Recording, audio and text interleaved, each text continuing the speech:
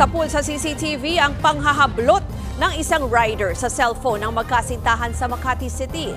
Ang mga biktima nagse-selfie ng tsempohan ng kawatan.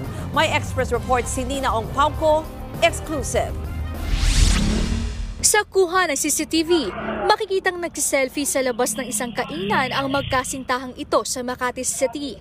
Dumaan sa harap nila ang isang motorsiklo na nag-U-turn. Ilang saglit pa, muling dumaan sa harap nila ang umikot na rider at dito na hinablot ang kanilang cellphone.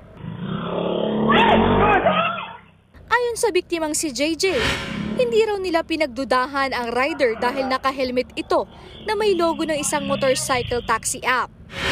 Sobrang bilis ng pangyayari. Saka siya lumabas out of nowhere dun sa right side ko. And then nakuha na niya yung phone ko. Sa isa pang kuha ng CCTV, nahagip kung paanong hinabol ng mga biktima ang snatcher na rider. Nagpambuno sila at nakipag-agawan sa cellphone. May ilan ding tumulong sa magkasintahan. Sa huli, nabawi ang cellphone pero nakatakas ang rider. Out of adrenaline rush na hinahatak namin siya. I think we landed some punches. And then nakita niya na parami yung dumadating na nasa likod namin. So, bigla niya kinuha niya sa bulsa niya and then tinapon niya sa harap namin yung phone.